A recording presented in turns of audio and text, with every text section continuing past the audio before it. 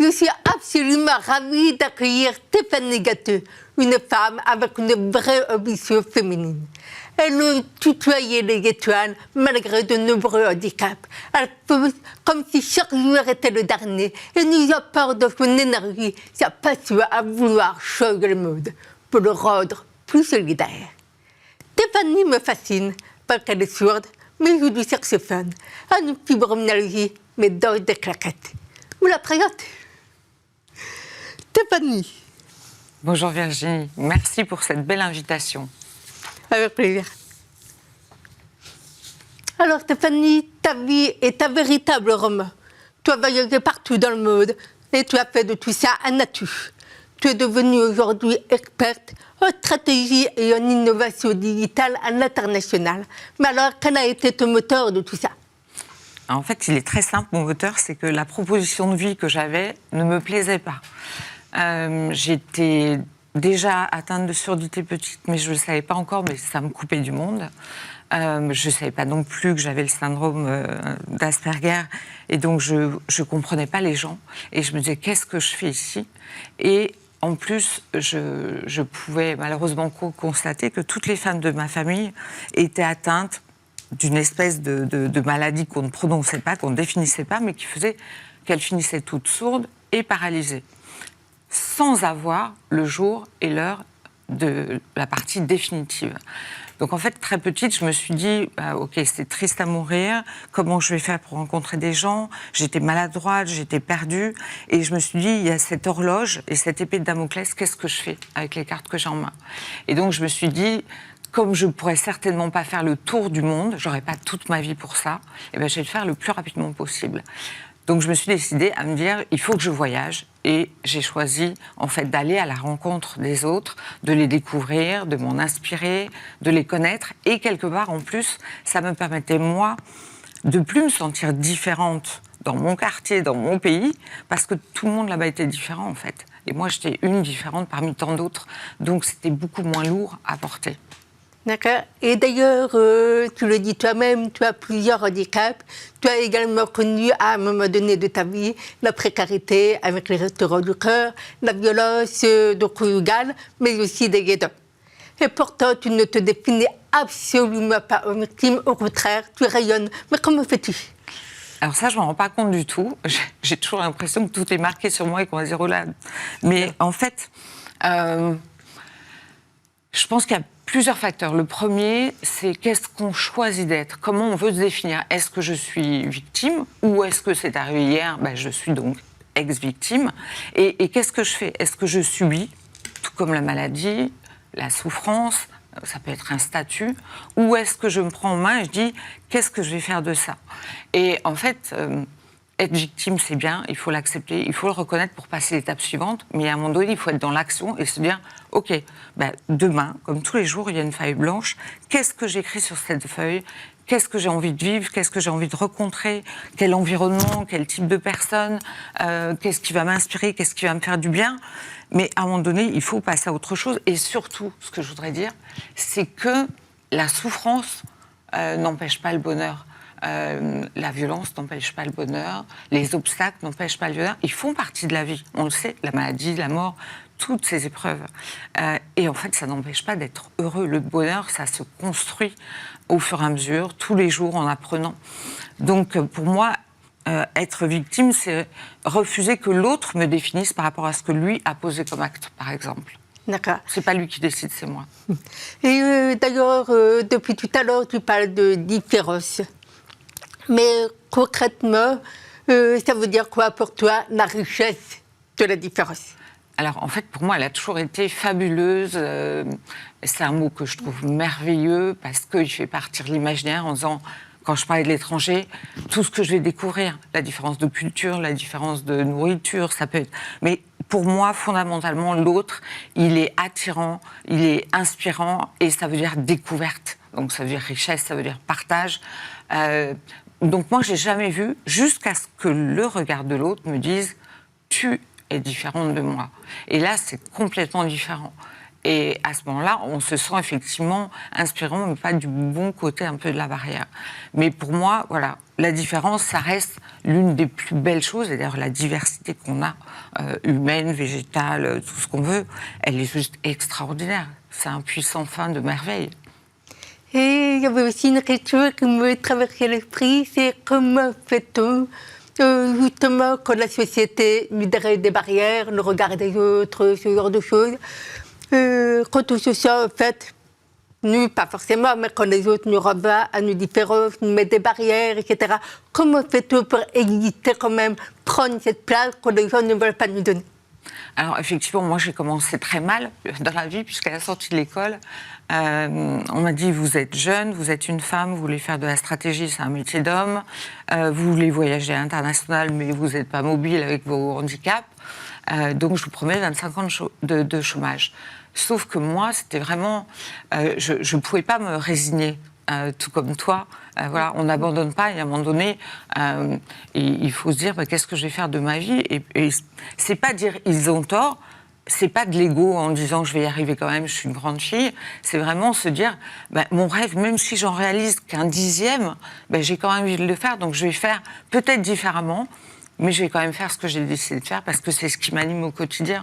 Et je pense qu'une fois de plus, comme on parlait de victime, c'est le regard de l'autre qui n'a pas vu, entre guillemets, soit mon potentiel, soit les talents, soit qui n'est pas suffisamment souple et agile pour se dire on peut imaginer son poste différemment. Maintenant, on le voit à distance avec tout ce qui est visio, grâce au confinement, etc. Ça fait partie des choses positives qui sont arrivées, mais on n'est pas obligé de se déplacer toutes les 10 secondes non plus pour aller à la rencontre des gens. Et une fois de plus, ce qui est compliqué aussi, mais qui s'apprend, c'est gérer le regard de l'autre quand il me met mal à l'aise. Je trouve que ce qui est difficile dans notre société, c'est qu'on a tendance à évaluer une valeur différente d'une personne à l'autre. Elle est blonde, elle vaut plus que ceci. Il est petit, il vaut moins que cela. On est tout le temps dans la performance, dans la comparaison, au lieu de se dire on est tous différents, tous uniques, et on a tous du talent. Et comment on gère ce regard, justement, quand il nous tire vers le bas? On pleure beaucoup. C'est sûr. On apprend, en fait, c'est une vraie gymnastique, c'est comme le courage, c'est comme la peur. Ça se travaille, en fait, au quotidien. Apprendre à encaisser des coups, à se relever de plus en plus vite, à faire face. Tout ça, ce sont des choses avec lesquelles on n'est pas forcément né. Et c'est un travail. Mais la bonne nouvelle, justement, c'est que ça peut s'acquérir. Et que justement, c'est ça aussi la quête vers la confiance en soi, qui est difficile pour nous parce qu'on a l'impression d'être une double peine, voire pire. On est blonde, on est handicapée, on est une femme. Enfin, parfois, on se dit, on a coché toutes les mauvaises faces, mais une fois de plus pour l'autre, alors que nous, on se réjouit d'être comme ça et on est super fiers de nous. Donc, moi, je trouve que voilà, il faut être rigoureux, s'inspirer et de tous les parcours des unes et des autres. Alors, pour nous, ça a peut-être été Hélène Keller, moi, ça a été Frida Kahlo avec Mondo, et se dire si elles y sont arrivées, une fois de plus, je ferai peut-être un petit pas comme elle, mais si je peux toucher à ça, mais c'est le plus beau cadeau que je puisse m'offrir. Et ça, pour moi, c'est vraiment important de se dire une fois de plus, c'est pas la société, ce sont pas les autres qui nous définissent, c'est nous qui décidons qui on a envie d'être. Et ça, c'est une liberté qu'on doit surtout pas se priver ou se cacher. Et par rapport à la honte, qu'on peut parfois ressentir, parce que ça c'est vraiment un sujet très très tabou, c'est est-ce que tu aurais des clés à nous partager pour rebasculer dans une énergie positive, voir le verre à moitié plein? Ouais, alors en fait, moi je pense que c'est... On est tout le temps en transformation. Ça dépend de l'environnement, des personnes qu'on croise. Il y en a avec qui on va être super à l'aise, d'autres non. Et étant donné que ce n'est jamais acquis, puisqu'on n'est jamais dans le même environnement, c'est vraiment une gymnastique, comme si tous les matins on disait je fais mes échauffements, etc. C'est tous les jours se lever et se dire je prends, moi quand j'étais plus jeune, je disais je me déguise. Voilà, je me suis habillée en fille aujourd'hui, j'ai des bijoux, etc. Ok, qui je suis le matin, voilà. Et avoir tout ça en tête. Toutes les qualités, mais aussi les défauts, les choses qui dysfonctionnent, etc. Et accepter et comprendre que l'autre, ça va être le reflet de lui, sa crainte. En fait, ce qui va projeter sur moi, quand on me dit vous êtes une femme handicapée, eh bien, ne prenez pas de poste à responsabilité, restez chez vous. Ça, c'est des choses qu'on entend encore malheureusement en 2022. eh ben, c'est ce que, sur le coup, on encaisse. On apprend à ne plus pleurer, à ne plus partir en courant, etc. Mais c'est surtout qu'au fur et à mesure, en fait, moi, j'ai mal pour ces gens-là. Je me dis, c'est eux qui sont en souffrance. Il y a quelque chose qu'ils n'ont pas encore découvert et qu'ils n'ont pas encore compris. Et c'est pour eux que c'est violent. Donc c'est violent pour nous parce que ça se verbalise et ça nous touche. Mais en fait, une fois de plus, c'est ce que la personne va ressentir en vous voyant. Ça ne veut pas dire qu'on est dans ce schéma-là. Et donc voilà, donc c'est un travail régulier. C'est aussi être fier de ce qu'on fait tous les jours. C'est-à-dire même des petites victoires. Moi, avec les différentes pathologies que j'ai, par exemple, il y a des jours où je ne peux pas m'habiller toute seule, c'est très compliqué. Et où je ne peux pas me coiffer toute seule. Et bien, quand j'arrive à me coiffer, mais je suis la plus heureuse du monde. Aujourd'hui, je suis debout, je ne suis pas en fauteuil. C'est une super victoire. Et en fait, je m'auto-récompense, puisque les gens ne le savent pas, parce que ce sont des handicaps invisibles. Et moi, tous les jours, et en fin de journée particulièrement, je me dis bravo, tu as assuré, tu as réussi à aller à tes rendez-vous, tu as réussi à t'exprimer, tu as réussi à gérer ta douleur, à gérer le regard des autres, les attaques qu'il peut y avoir par moment. Et tout ça, je pense qu'il faut être content de soi. Et pour être content de soi et prendre confiance, il faut être très doux avec soi-même et puis se réconcilier.